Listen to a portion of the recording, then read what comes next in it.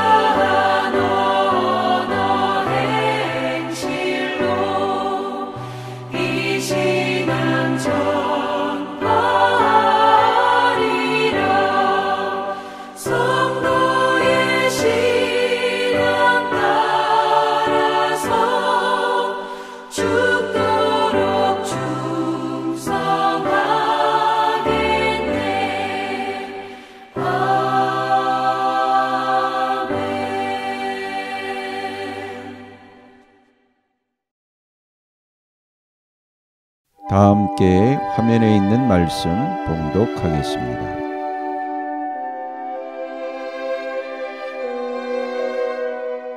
로마서 제1장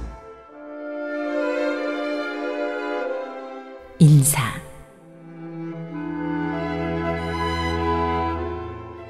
그리스도 예수의 종인 나 바울은 부르심을 받아 사도가 되었습니다. 나는 하나님의 복음을 전하기 위하여 따로 세우심을 받았습니다. 이 복음은 하나님께서 예언자들을 통하여 성경에 미리 약속하신 것으로 그의 아들을 두고 하신 말씀입니다. 이 아들은 육신으로는 다윗의 후손으로 태어나셨으며 성령으로는 죽은 사람들 가운데서 부활하심으로 나타내신 권능으로 하나님의 아들로 확정되신 분이십니다. 그는 곧 우리 주 예수 그리스도이십니다. 우리는 그를 통하여 은혜를 입어 사도의 직분을 받았습니다. 그것은 우리가 그 이름을 전하여 모든 민족이 믿고 순종하게 하려는 것입니다. 여러분도 그들 가운데 들어있어서 예수 그리스도의 부르심을 받은 사람이 되었습니다. 나는 로마에 있는 모든 신도에게 이 편지를 씁니다. 하나님께서 여러분을 사랑하셔서 그의 거룩한 백성으로 부르셨습니다. 하나님 우리 아버지와 주 예수 그리스도께서 내려주시는 은혜와 평화가 여러분에게 있기를 빕니다.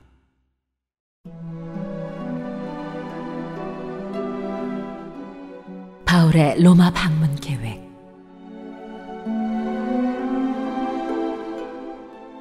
나는 먼저 여러분 모두의 일로 예수 그리스도를 통하여 나의 하나님께 감사를 드립니다. 그것은 여러분의 믿음에 대한 소문이 온 세상에 퍼지고 있기 때문입니다. 하나님은 내가 그 아들의 복음을 전하는 일로 중심으로 섬기는 분이시기에 내 마음속을 알고 계십니다. 나는 기도할 때마다 언제나 여러분을 생각하며 어떻게 해서든지 하나님의 뜻으로 여러분에게로 갈 수 있는 좋은 길이 열리기를 간구하고 있습니다. 내가 여러분을 간절히 보고 싶어 하는 것은 여러분에게 신령한 은사를 좀 나누어 주어 여러분을 굳세게 하려고 하는 것입니다. 이것은 내가 여러분과 함께 지내면서 여러분과 내가 서로의 믿음으로 서로 격려를 받고자 하는 것입니다.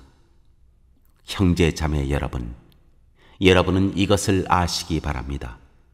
나는 여러분에게 가려고 여러 번 마음을 먹었으나 지금까지 길이 막혀서 뜻을 이루지 못하였습니다. 나는 다른 이방 사람들 가운데서도 열매를 거둔 것과 같이 여러분 가운데서도 그것을 좀 거두려고 했던 것입니다. 나는 그리스 사람에게나 미개한 사람에게나 지혜가 있는 사람에게나 어리석은 사람에게나 다 빚을 진 사람입니다. 그러므로 나의 간절한 소원은 로마에 있는 여러분에게도 복음을 전하는 일입니다.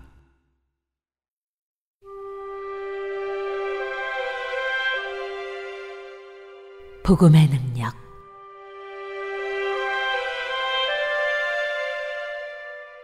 나는 복음을 부끄러워하지 않습니다. 이 복음은 유대 사람을 비롯하여 그리스 사람에게 이르기까지 모든 믿는 사람을 구원하는 하나님의 능력입니다. 하나님의 의가 복음 속에 나타납니다. 이 일은 오로지 믿음에 근거하여 일어납니다. 이것은 성경에 기록한 바 의인은 믿음으로 살 것이다 한 것과 같습니다.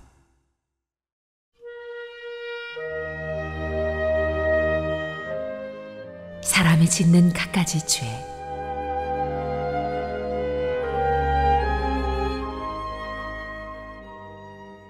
하나님의 진노가 불의한 행동으로 진리를 가로막는 사람의 온갖 불경건함과 불의함을 겨냥하여 하늘로부터 나타납니다.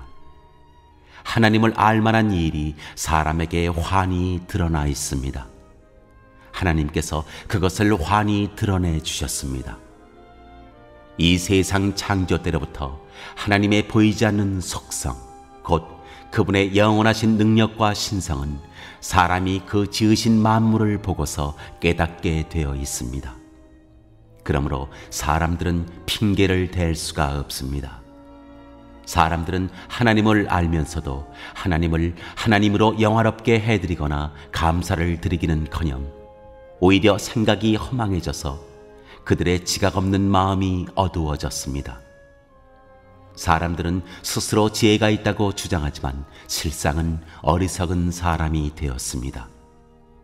그들은 썩지 않는 하나님의 영광을 썩어 없어질 사람이나 새나 네발 짐승이나 기어다니는 동물의 형상으로 바꾸어 놓았습니다.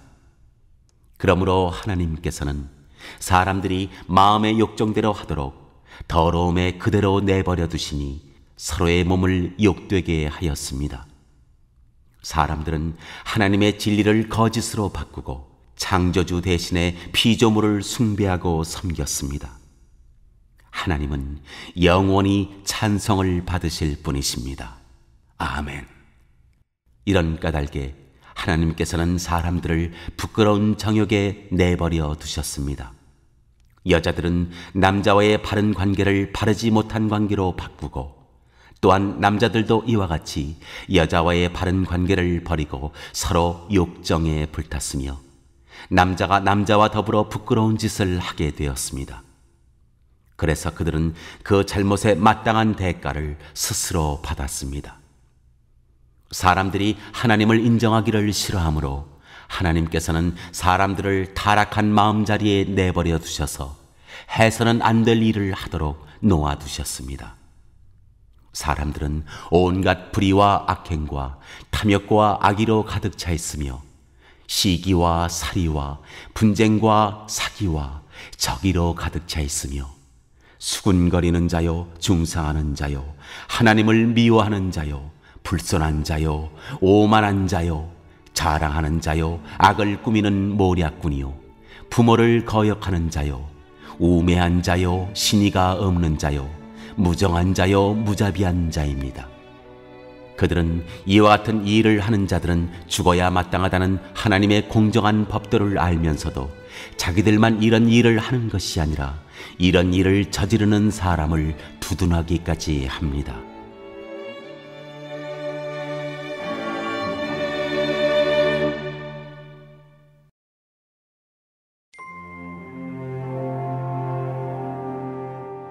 제2장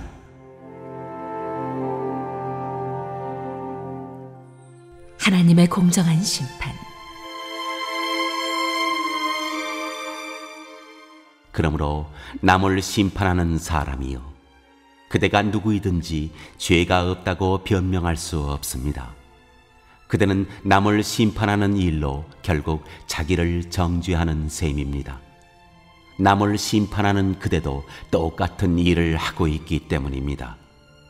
하나님의 심판이 이런 일을 하는 사람들에게 공정하게 내린다는 것을 우리는 압니다. 이런 일을 하는 사람들을 심판하면서 스스로 그런 일을 하는 사람이요, 그대는 하나님의 심판을 피할 수 있을 줄로 생각합니까?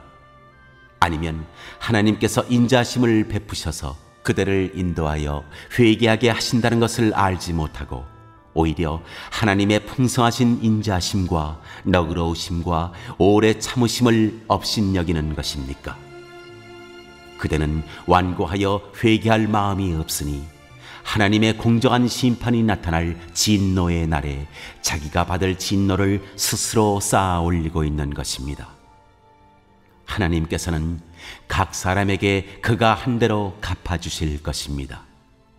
참으면서 선한 일을 하여 영광과 존귀와 불멸의 것을 구하는 사람에게는 영원한 생명을 주시고, 이기심에 사로잡혀서 진리를 거스르고 불의를 따르는 사람에게는 진노와 분노를 쏟으실 것입니다. 악한 일을 하는 모든 사람에게는 먼저 유대 사람을 비롯하여 그리스 사람에게 이르기까지 환난과 고통을 주실 것이요, 선한 일을 하는 모든 사람에게는 먼저 유대 사람을 비롯하여 그리스 사람에게 이르기까지 영광과 존귀와 평강을 내리실 것입니다. 하나님께서는 사람을 차별함이 없이 대하시기 때문입니다. 율법을 모르고 범죄한 사람은 율법과 상관없이 망할 것이요, 율법을 알고 범죄한 사람은 율법을 따라 심판을 받을 것입니다. 하나님 앞에서는 율법을 듣는 사람이 의로운 사람이 아닙니다. 오직 율법을 실천하는 사람이라야 의롭게 될 것이기 때문입니다. 율법을 가지지 않은 이방 사람이 사람의 본성을 따라 율법이 명하는 바를 행하면 그들은 율법을 가지고 있지 않아도 자기 자신이 자기에게 율법입니다. 그런 사람은 율법이 요구하는 일이 자기의 마음에 적혀 있음을 드러내 보입니다. 그들의 양심도 이 사실을 증언합니다. 그들의 생각들이 서로 고발하기도 하고 변호하기도 합니다. 이런 일은 내가 전하는 복음대로 하나님께서 그리스도를 내세우셔서 사람들이 감추고 있는 비밀들을 심판하실 그날에 드러날 것입니다.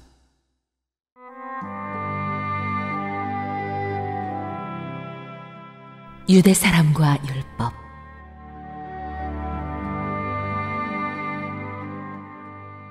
그런데 그대가 유대 사람이라고 자처한다고 합시다. 그래서 그대는 율법을 의지하며 하나님을 자랑하며 율법의 가르침을 받아서 하나님의 뜻을 알고 가장 선한 일을 분간할 줄 알며 눈먼 사람의 길잡이요 어둠 속에 있는 사람의 빛이라고 생각하며 지식과 진리가 율법의 구체화된 모습으로 들어있다고 하면서 스스로 어리석은 사람의 스승이요 어린아이의 교사로 확신한다고 합시다. 그렇다면 그대는 남은 가르치면서도 왜 자기 자신은 가르치지 않습니까? 도둑질을 하지 말라고 설교하면서도 왜 도둑질을 합니까? 간음을 하지 말라고 하면서도 왜 간음을 합니까? 우상을 미워하면서도 왜 신전의 물건을 훔칩니까? 율법을 자랑하면서도 왜 율법을 어겨서 하나님을 욕되게 합니까? 성경에 기록한 바 너희 때문에 하나님의 이름이 이방 사람들 가운데서 모독을 받는다 한 것과 같습니다. 율법을 지키면 할례를 받은 것이 유익하지만 율법을 어기면 그대가 받은 할례는 할례를 받지 않은 것으로 되어버립니다. 그러므로 할례를 받지 않은 사람이 율법의 규정을 지키면 그 사람은 할례를 받지 않았더라도 할례를 받은 것으로 여겨질 것이 아니겠습니까? 그리고 본래 할례를 받지 않았더라도 율법을 온전히 지키는 사람이 율법의 조문을 가지고 있고 할례를 받았으면서도 율법을 범하는 사람인 그대를 정죄할 것입니다. 겉모양으로 유대 사람이라고 해서 유대 사람이 아니요 겉모양으로 살갗에 할례를 받았다고 해서 할례가 아닙니다. 오히려 속사람으로 유대 사람이니가 유대 사람이며 율법의 조문을 따라서 받는 할례가 아니라 성령으로 마음에 받는 할례가 참 할례입니다. 이런 사람은 사람에게서가 아니라 하나님에게서 칭찬을 받습니다.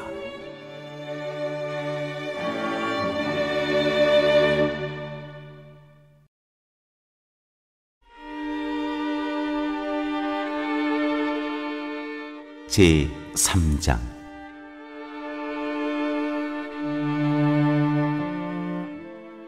그러면 유대 사람의 특권은 무엇이며 할례의 이로움은 무엇입니까?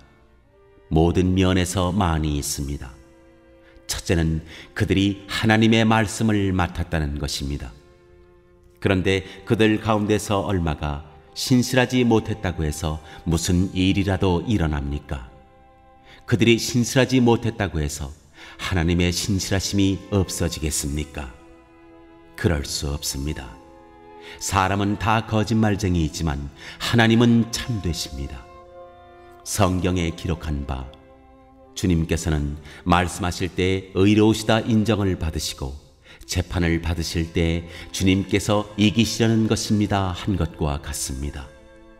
그런데 우리의 불의가 하나님의 의를 드러나게 한다면 무엇이라고 말하겠습니까? 우리에게 진노를 내리시는 하나님이 불의하시다는 말입니까? 이것은 사람들이 말하는 방식으로 내가 말해본 것입니다.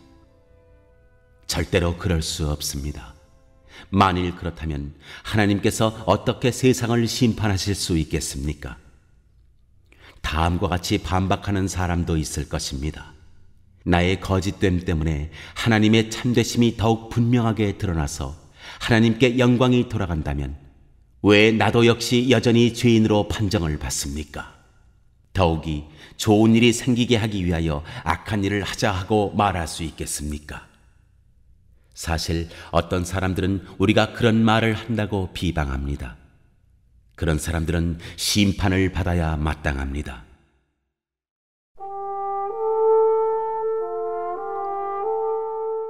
사람은 모두 죄인이다.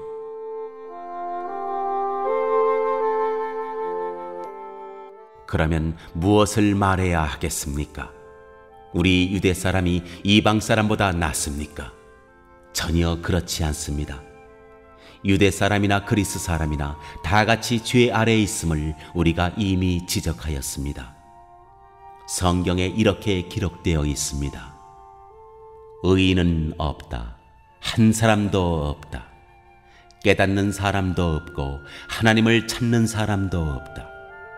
모두가 곁길로 빠져서 쓸모가 없게 되었다. 선한 일을 하는 사람은 없다. 한 사람도 없다. 그들의 목구멍은 열린 무덤이다. 혀는 사람을 속인다. 입술에는 독사의 독이 있다. 입에는 저주와 독설이 가득 찼다. 발은 피를 흘리는 일에 빠르며 그들이 가는 길에는 파멸과 비참함이 있다. 그들은 평화의 길을 알지 못한다. 그들의 눈에는 하나님을 두려워하는 빛이 없다.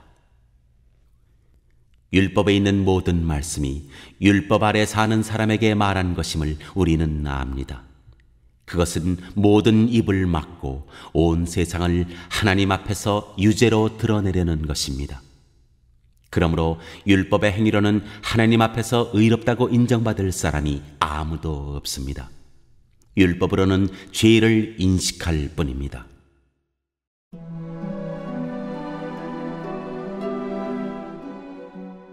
하나님의 의.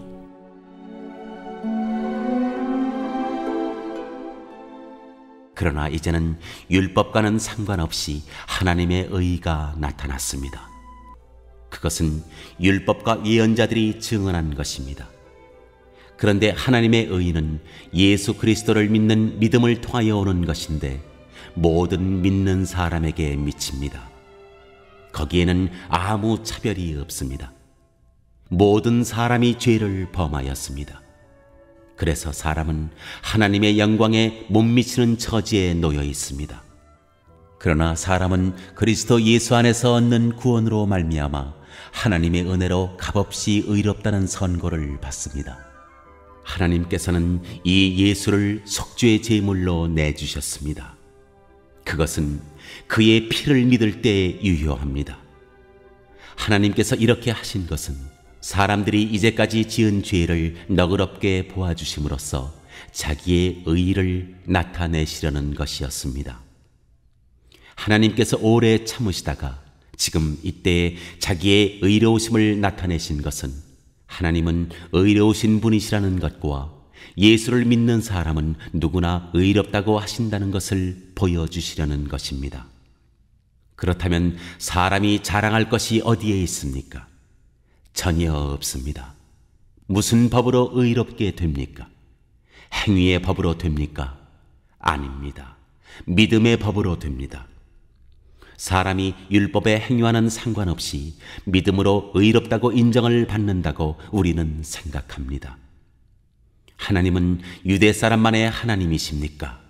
이방 사람의 하나님도 되시지 않습니까? 그렇습니다. 이방 사람의 하나님도 되십니다. 참으로 하나님은 오직 한 분뿐이십니다.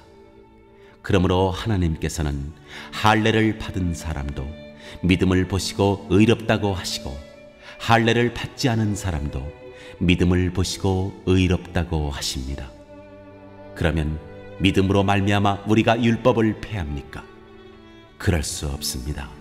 도리어 율법을 굳게 세웁니다.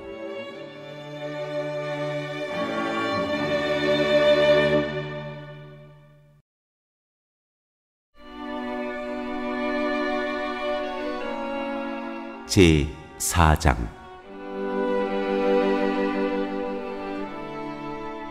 아브라함의 믿음.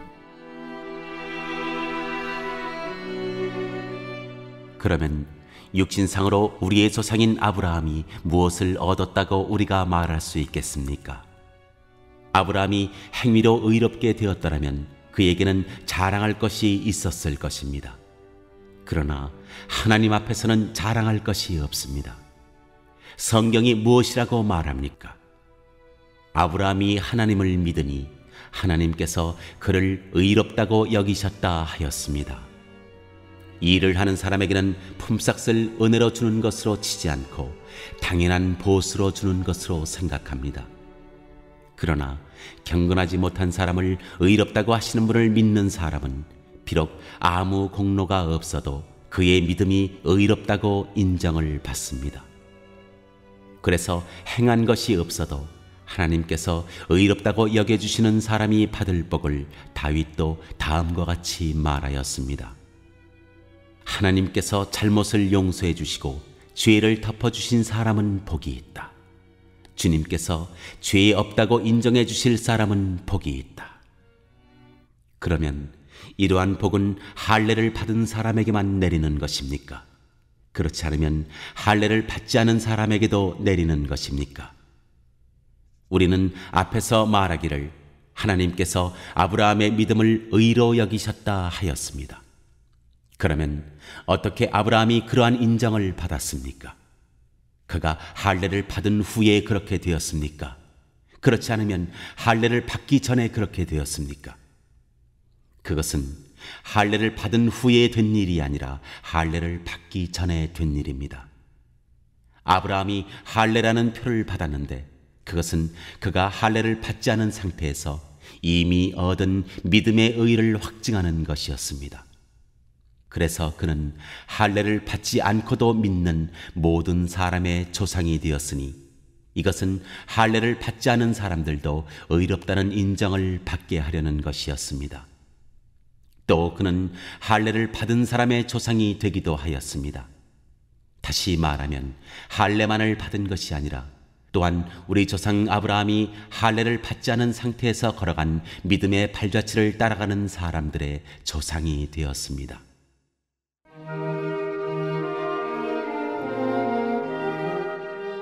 믿음으로 약속을 주시다.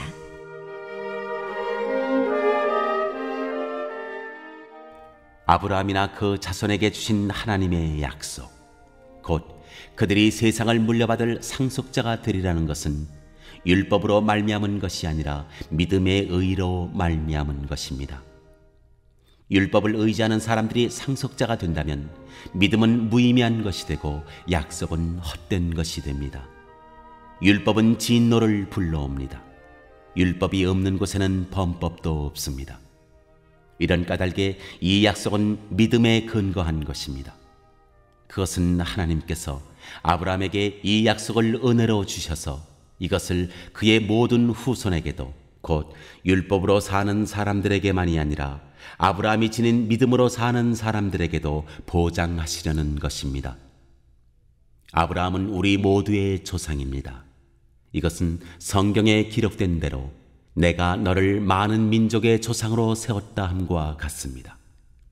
이 약속은 그가 믿은 하나님, 다시 말하면 죽은 사람들을 살리시며 없는 것들을 불러내어 있는 것이 되게 하시는 하나님께서 보장하신 것입니다. 아브라함은 희망이 사라진 때에도 바라면서 믿었으므로 너희 자손이 이와 같이 많아질 것이다 하신 말씀대로 많은 민족의 조상이 되었습니다. 그는 나이가 100세가 되어서 자기 몸이 이미 죽은 것이나 다름없고 또한 사라의 태도 죽은 것이나 다름없는 줄 알면서도 그는 믿음이 약해지지 않았습니다. 그는 하나님의 약속을 믿고 의심하지 않았습니다. 오히려 그는 믿음이 굳세어져서 하나님께 영광을 돌렸습니다. 그는 하나님께서 스스로 약속하신 바를 능히 이루실 것이라고 확신하였습니다. 그래서 하나님께서는 이것을 보시고 그를 의롭다고 여겨주셨습니다. 그가 의롭다는 인정을 받았다 하는 말은 아브라함만을 위하여 기록된 것이 아니라 하나님께서 의롭다고 여겨주실 우리, 곧 우리 주 예수를 죽은 사람들 가운데서 살리신 분을 믿는 우리까지도 위한 것입니다. 예수는 우리의 범죄 때문에 죽임을 당하셨고 우리를 의롭게 하시려고 살아나셨습니다.